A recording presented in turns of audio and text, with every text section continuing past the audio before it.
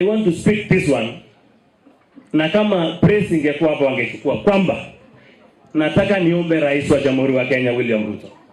Tafadhali my brother, umekuwa na conmen, umekuwa na wakora, umekuwa na brokers. Walikudanganya wakachukua 100 billions onkalao, hawakukuja na kitu.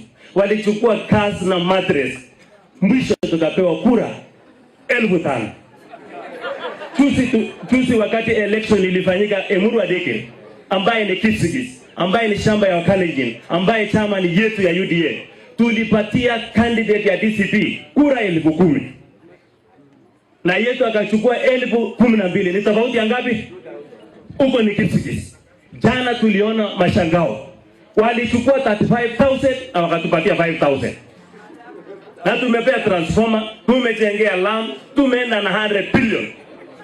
Lazima tukuje tukae chini na tuongee ili tupange safari ya 2027. Mwisho nataka ni